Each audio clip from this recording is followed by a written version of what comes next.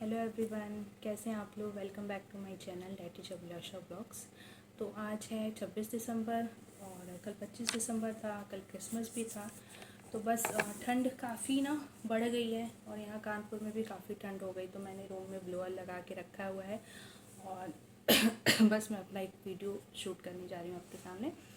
तो कल का जो मेरा वीडियो था उसमें मैंने आपको बताया था अपनी MG/KVP बीएड थर्ड सेमेस्टर में साइंस टीचिंग में फर्स्ट चैप्टर के कुछ टॉपिक को मैंने डिस्कस किया था, जैसे nature of science, concept of science और science as a process, science as a product, ये मैंने डिस्कस किया था।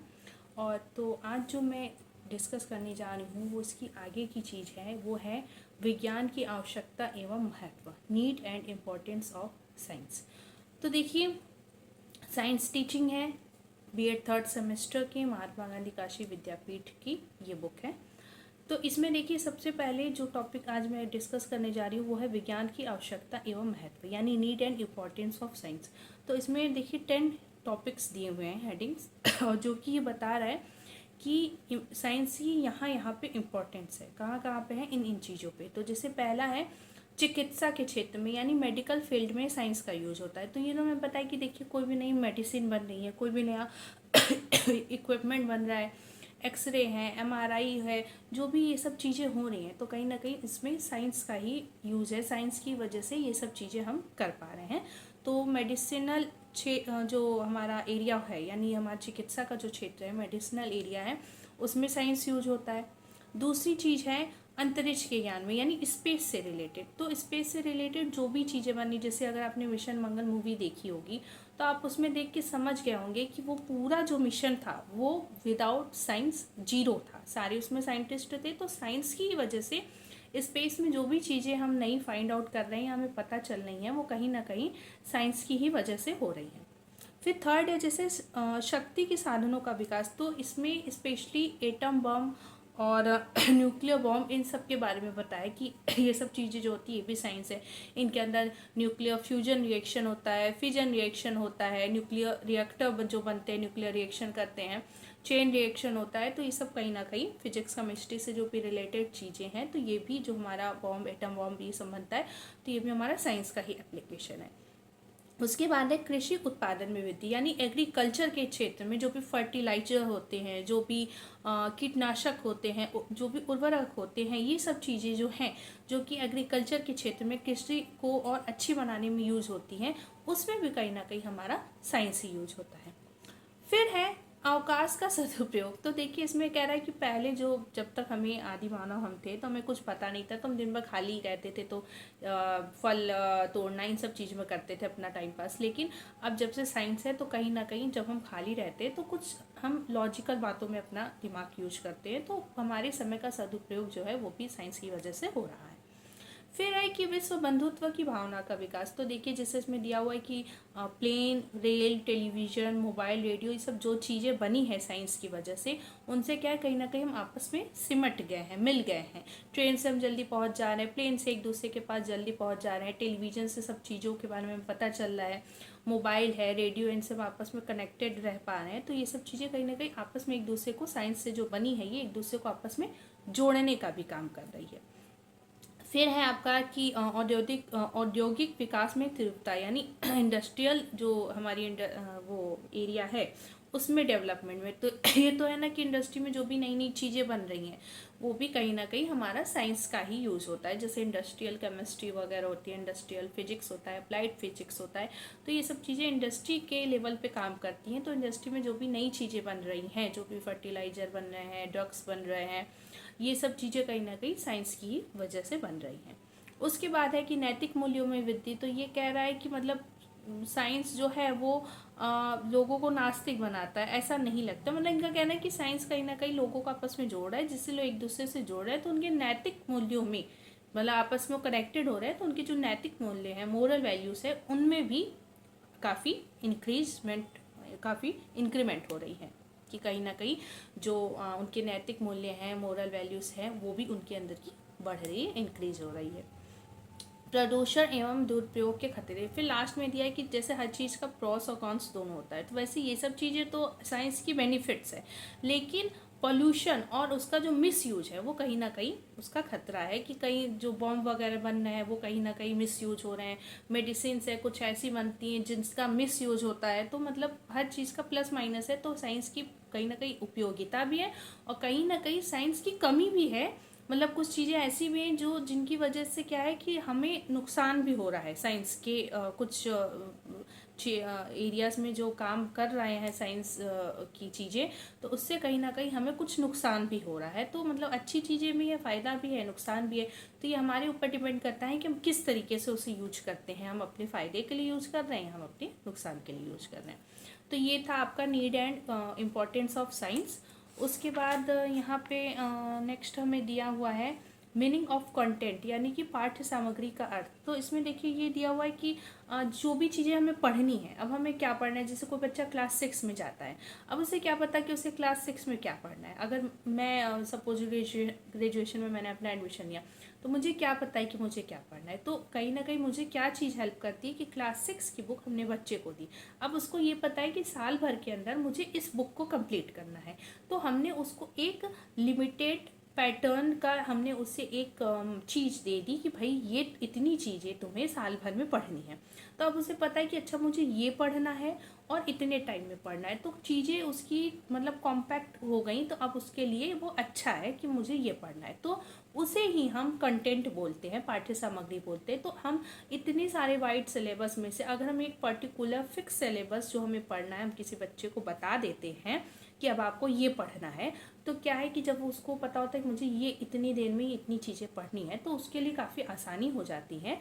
और यही कंटेंट की मीनिंग होती है। उसके बाद आपको ये दिया हुआ है नेक्स्ट की जो कौन सा क्राइटेरिया है जो कि हमें कंटेंट सिलेक्शन के लिए यूज करना चाहिए।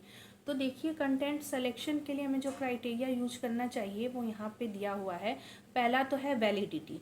तो यानी जो भी हम किसी भी पढ़ाई का कंटेंट चूज कर रहे हैं, तो ज़रूरी हमारे लिए क्या है कि हम वो कंटेंट उसके लिए चूज करें जो कि वैलिड हो। वैलिड का मतलब कि क्लास 6 में बच्चा है और उसका जो सिलेबस हमें डिसाइड करना है, तो हम उसका सिलेबस ऐसा डिसाइड करें जो उसके लिए वैलिड हो, यानी जो उसके लेवल का हो, पढ़ाई में उसके लिए अच्छा हो, उसको उससे नॉलेज मिले। और सबसे मेन चीज़ कि उसके स्टैंडर्ड का हो, कि जो उसके माइंड का लेवल है उस लेवल का हो, उस स्टैंडर्ड का हो। रुको गया था बाहर, लग रहा है आ गया।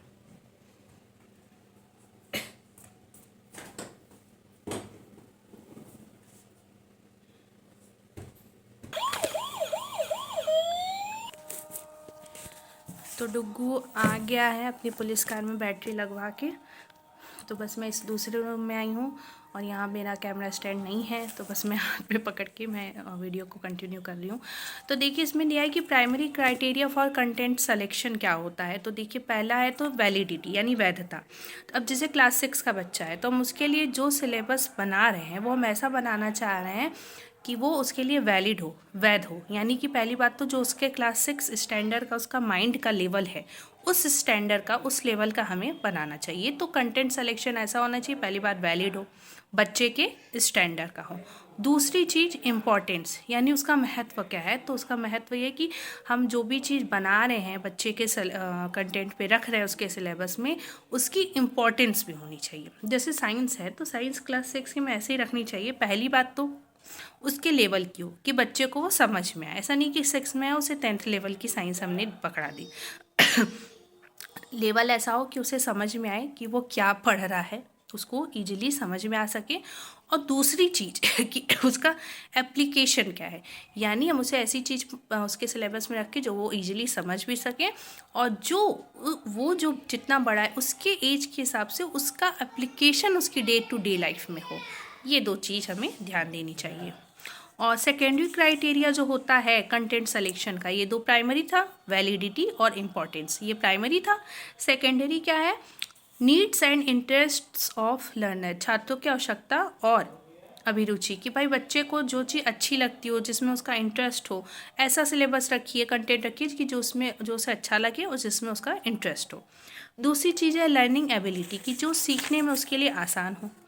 तीसरी चीज़ है यूटिलिटी, यानी जो उसके लिए उपयोगी हो। और चौथी चीज़ है कि compatibility with the social fact, सामाजिक तथ्यों से उसकी संगति, यानी मतलब सोशल फैक्ट्स, यानी वो सामाजिक रूप से वो उन चीज़ों से उन चीज़ को पढ़ने से वो सामाजिक रूप से आपस में जुड़ सके। तो ये क्या है आपका मतलब सेकेंडरी क्राइटेरिया है, तो इसको इतना नहीं ध्यान देते। लेकिन हाँ, बीएड में अगर आपसे पूछता है शॉर्ट क्वेश्चन में कि सेकेंडरी क्राइटेरिया क्या है, प्राइमरी क्या है, तो आपको ये चारों हेडिंग पता होनी चाहिए लिखने के लिए। उसके बाद इसमें नेक्स्ट चीज़ें हमें दी हुई हैं कि considerations in organisation of content. तो पाठ्य सामग्री गठन में क्या बातें ध्यान देनी चाहिए। तो जैसे पहली है कि छात्रों की आवश्यकताओं और रुचियों को ध्यान में रखिए, और छात्रों के पूर्व ज्ञान को ध्यान में रखिए, उनकी योग्यता, क्षमता और व्यक्तित्व की भिन्नता को ध्यान में रखिए, और ऐसी चीज़ें वैसे कंटेंट ऐसा रखिए जो बच्चों के लिए इजीली अवेलेबल हो, वो अच्छी तरीके से समझ सके। तो ये 4-5 चीज़ें ऐसी यहाँ पे इन्होंने दी हुई है। उसके बाद इन्होंने दिया हुआ है कि विज्ञान द्वारा मूल्यों की प्राप्ति। तो कौन कौन सी वैल्यूज़ है जो कि साइंस की वजह से हमें मिली है। तो मैं जल्दी से इसका एक क्विक रिवीजन आपके साथ में कर देती हूँ, नेक्स्ट वीडियो में मैं इसको डिटेल में समझाऊंगी। तो पहला है प्रैक्टिकल वैल्यू। तो प्रैक्टिकल वैल्यूज़ का मतलब ये है कि हमारी जो भी साइंस से रिलेटेड चीज़ है वो कहीं ना कहीं डे टू डे लाइफ में यूज़ हो रहा है, तो डे टू डे लाइफ में हमारे काम दे रहा है, तो ये हमारी प्रैक्टिकल वैल्यूज़ को साइंस बढ़ा रही है। दूसरी इंटेलेक्चुअल वैल्यू, यानी बौद्धिक मूल्य को बढ़ाता है। तो साइंस पढ़ने से हमारा माइंड शार्प होता है, हम चीज़ों को अच्छे से समझ पाते हैं, तो बौद्धिक मूल्य बढ़ता है। तीसरी है कल्चरल वैल्यू, यानी कि सांस्कृतिक मूल्य। तो कल्चरल वैल्यू में काफ़ी ये काम देती है। मोरल वैल्यू, आपस में हम जोड़ते हैं तो हमारी मोरल वैल्यू, नैतिक मूल्य बढ़ते हैं। और सौंदर्यात्मक व कलात्मक मूल्य, यानी एस्थेटिक और आर्टिस्टिक वैल्यू। तो इसमें तो बस दिया कि विज्ञान एक कला है, कला ही जीवन है। तो थोड़ी सी ये बोरिंग सी चीज़ है जिसको मैं नेक्स्ट वीडियो में आपको और डिटेल में समझाऊंगी। फिर है वोकेशनल वैल्यू, यानी व्यावसायिक मूल्य। तो कहीं ना कहीं हम साइंस पढ़ते हैं तो कहीं ना कहीं उसकी वजह से जो हमें रोज़गार मिलता है, जॉब मिलती है, तो उससे हमारी जीविकोपार्जन में हमारे मदद मिलती है। और लास्ट है साइकोलॉजिकल वैल्यू, यानी मनोवैज्ञानिक वैल्यू। तो इनका कहना है कि कहीं ना कहीं साइंस की वजह से जब जो चीज़ों को हम रीजन समझ पाते हैं, तो हमारे जो मनोवैज्ञानिक चीज़ें हैं, मन में जो बातें उठ रही हैं, हम समझना चाहते हैं, तो वो हमारी ठीक होती हैं। तो ये आज एक छोटा सा वीडियो था। इसका जो ये अभी मैंने लास्ट का 7 हेडिंग्स पढ़ाई, इसको मैं नेक्स्ट वीडियो में और अच्छे से आपके साथ डिस्कस करूँगी। तो बस एक छोटा सा वीडियो था। तो अगर आपको आज का वीडियो अच्छा लगा होगा तो वीडियो को लाइक करिएगा, चैनल को सब्सक्राइब करना बिल्कुल भी मत भूलिएगा, शेयर करिएगा, और मुझे कमेंट करके बताइएगा कि नेक्स्ट आप क्या पढ़ना चाहते हैं, मैं इस चैप्टर को आगे कंटिन्यू करूँ या फिर कोई आपको और डाउट है तो कमेंट करके ज़रूर बताइएगा। तो बस मिलते हैं आपसे नेक्स्ट वीडियो में। Bye bye.